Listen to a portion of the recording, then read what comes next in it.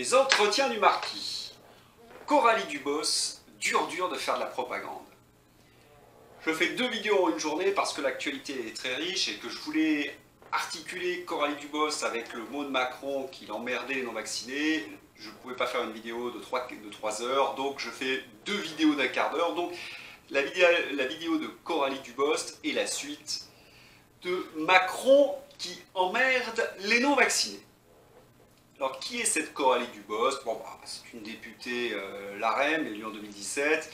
Elle s'est fait connaître parce qu'elle a été la compagne d'Olivier Véran. Donc déjà, pour être la compagne d'Olivier Véran, ça en dit long sur son caractère et sur son honnêteté.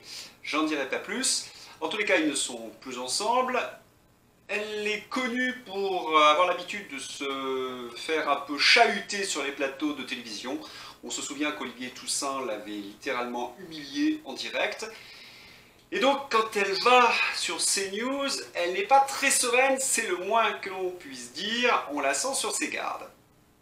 Dernièrement, elle a fait l'actualité parce qu'elle a été agressée. Alors, ça a été une agression un peu ambiguë, parce qu'elle aurait dû être dans l'hémicycle alors qu'elle est allée dîner avec son compagnon.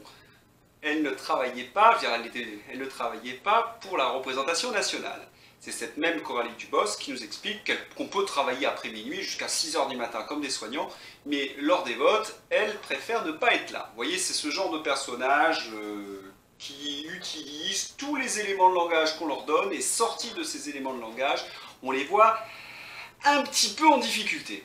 Elle est passée sur l'Ordre des pros hier pour défendre le pass vaccinal et les mots d'Emmanuel Macron. Et évidemment, face à Pascal Praud, elle n'était pas à la fête. Dès le début, on l'a sentie très peu sereine, hein, très nerveuse, très agressive, et dans le débat qu'elle a eu avec Jordan Bardella, elle n'a fait que lui couper la parole, lui dire qu'il mentait. Bref, elle a donné l'image, dans une certaine mesure, d'une femme hystérique. Elle ne maîtrisait ni son langage, ni ses gestes, ni sa parole, et elle essayait de placer des éléments de langage, mais c'était tellement haché, c'était incompréhensible. Alors, elle va, durant cet entretien, essayer de placer, comme je vous l'ai dit, ces éléments de langage, les éléments de propagande. Le seul ennui, c'est qu'ils sont tellement gigantesques, tellement énormes, que Pascal Praud, qui est quand même un gros malin, va finir par lui dire qu'elle raconte un peu n'importe quoi. Alors le premier élément de langage, c'est qu'elle nous explique que le vaccin protège de l'infection. Et que c'est pour cela qu'il faut faire la 3e dose. C'est ainsi qu'elle fait la 3e dose et qu'elle protège son vieux père fragile. Pascal Praud est obligé de la reprendre, il dit « Mais attendez, le vaccin ne protège pas de la transmission ». Elle essaie maladroitement de dire « Mais si, quand même un peu ». Mais au vu des résultats, et Pascal Praud lui rappelle, et puis ils sont de 360 000 cas aujourd'hui, eh bien, c'est quand même avéré par la communauté scientifique, le vaccin ne protège pas de la transmission. Ce qui rend d'ailleurs caduque le pass sanitaire, puisqu'on voit bien le résultat du pass sanitaire. Vous avez un pass sanitaire, vous avez 360 000 cas. Et si vous avez un pass vaccinal, ça ne changera rien. Ce n'est pas la vaccination qui va empêcher la transmission et l'infection. Pascal Praud lui explique que quand même ça va faire beaucoup de... Si à chaque fois qu'il faut se faire vacciner, tous les 2-3 mois ça fait beaucoup, elle justifie le vaccin par rapport au vaccin de la grippe. Elle lui dit mais regardez, chaque hiver vous faites vacciner contre la grippe. Et bien là c'est pareil, à chaque variant on se fait vacciner, il faut changer. Là c'est un argument, je ne sais pas si elle a bénéficié d'un conseil en vaccination, si elle l'invente sur place, parce que tout le monde la regarde avec des yeux en disant mais qu'est-ce qu'elle raconte? Pour une raison simple, c'est qu'on ne se vaccine pas parce qu'il y a un changement de variant, parce que dans ces conditions il faudrait, comme dans la grippe, que le vaccin soit différent, qu'il ne soit pas sur la même souche. Le vaccin que l'on vous donne c'est toujours le même, le booster c'est toujours le même. En fait, si on vaccine, et c'est dit par l'OMS et par toutes les autorités médicales, c'est que le vaccin a une durée de protection extrêmement courte. C'est pour cette raison qu'au mois d'avril, le gouvernement nous parle déjà de la 4e dose, et dans certains pays, ils évoquent déjà la 5e dose. Ce n'a rien à voir avec un changement de variant. Donc, Elle dit des choses qui devraient lui valoir des contradicteurs forts, mais comme il n'y a pas de médecin, on la laisse un petit peu... D'ailleurs, je pense que Pascal Praud la laisse s'enferrer, en fait, dans ses mensonges. Ensuite, elle véhicule l'idée qu'il faut absolument faire ce pass vaccinal parce que l'hôpital est submergé par les non-vaccinés. Bon, j'ai souvent dit dans mes vidéos, je l'ai expliqué, je ne vais pas revenir, c'est un mensonge XXL. Et elle conseille à Jordan Bardella de faire absolument sa 3e dose parce que sans sa 3e dose, il est en danger. Il faut savoir que nous sommes sur Omicron et il y a une sorte de consensus scientifique aujourd'hui pour dire qu'Omicron ressemble à une rhinite. D'ailleurs, c'est ce que lui rappelle Pascal Praud sur le plateau. Mais elle va dépasser l'entendement avec un mensonge qui est...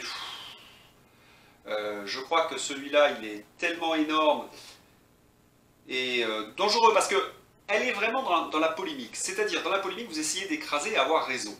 Donc, on le met face à quelqu'un.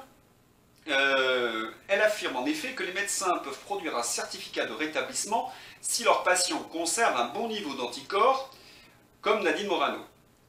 Elle affirme cela, c'est totalement faux. Hein. Il faut juste un test positif récent et qui donne accès au pass. Donc, elle arrive sur le plateau à dire des choses fausses devant 3 journalistes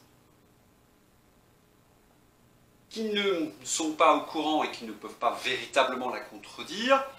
Mais vous imaginez que ces gens qui sont dans un tunnel de propagande, qui n'ont pas trop l'habitude en quelque sorte, ça je vous l'ai dit dans la précédente vidéo, d'être contredits. En fait, ils déroulent leurs éléments de langage. Et là, devant quelque chose qui est absolument absurde, pourquoi quelqu'un qui a des anticorps devrait-il se faire vacciner, puisqu'il a en fait une meilleure immunité que celle du vaccin? Eh bien, elle va quand même vous dire, oh, oui, oui, c'est possible. Pour l'instant, elle n'a jamais été capable de dire une chose réelle. Elle a menti par omission, elle contredit les gens en disant que c'est faux sans en apporter la moindre preuve, elle est véritablement catastrophique. Et là arrive un moment où Pascal Praud finit par s'énerver. Elle explique que les enfants n'auront pas besoin du pass vaccinal, voire du pass sanitaire, pour faire du sport. Pascal Praud le dit, c'est très bien. Seulement, dans ce qu'elle dit, elle oublie de dire que les 16-18 ans, parce que sur le plateau, quelqu'un lui affirme que non, les 16-18 ans auront besoin du pass vaccinal. Et elle justifie cela par le fait qu'à partir de 16 ans, on a le droit de se faire vacciner tout seul. C'est sa décision. Je ne contesterai pas le fait qu'à partir de 16 ans, on peut se faire vacciner, et sur le plan philosophique, c'est pas mon propos. La question, c'est qu'elle a induit en erreur Pascal Praud et l'ensemble des téléspectateurs en créant cette ambiguïté. Et Pascal Praud va être assez matois, assez rusé, et il va dire « mais vous êtes complètement déconnecté de la réalité, vous créez des usines à gaz, pourquoi un enfant de 15 ans n'a pas de passe vaccinal et un enfant de 16 ans c'est une obligation. Vous allez créer des tensions entre les enfants de 15 ans et de 16 ans, et il va répéter, on a l'habitude de Pascal Praud, vous êtes déconnecté de la réalité, mais vous êtes fous, les gens prennent pour des fous. Alors il y a tout son numéro, toujours assez amusant. Et Coralie Dubost, se sentant évidemment prise au piège, monte sur ses grands chevaux, elle dit « vous ne me traitez pas de folle, je suis députée, j'ai travaillé toute la nuit, vous n'avez pas le droit de dire ça ». Alors Pascal Praud lui explique qu'il n'a pas dit qu'elle était folle, c'était les gens qui pensaient que les députés. Bon, elle est obligée de se calmer. Il n'en reste pas moins que Pascal Praud a prononcé le mot « fou »,« folle », et que ce mot fou et folle s'applique assez bien à Coralie Dubost de tout son numéro. Elle n'a jamais été capable de dire la vérité. Elle n'a utilisé que le mensonge. Elle a justifié l'injustifiable par des arguties, des raisonnements fallacieux. Bref, un député LaREM est toujours en difficulté lorsqu'un journaliste fait son travail. Et c'est ce que je vous disais dans la vidéo précédente. La propagande peut se développer si vous avez un journaliste complice. Le jour où le journaliste cesse d'entrer dans ce jeu de propagande, cela s'effondre. Et Coralie Dubost a fait peut-être la pire prestation que j'ai vue d'un député. Elle n'a jamais été capable de répondre aux accusations des journalistes. Elle n'a jamais été capable de justifier l'action gouvernementale, pour une raison d'ailleurs que je vous ai expliquée dans les différents numéros, c'est comment défendre le bilan de l'AREM. Comment défendre le bilan de Macron. C'est un désastre sur le plan économique et sanitaire. Leur seul moyen, et je l'avais dit dans la vidéo précédente, c'est de s'attaquer aux non-vaccinés, et j'avais expliqué que c'était même toute leur stratégie électorale. Ils ont créé les non-vaccinés pour pouvoir les instrumentaliser à des fins électoralistes.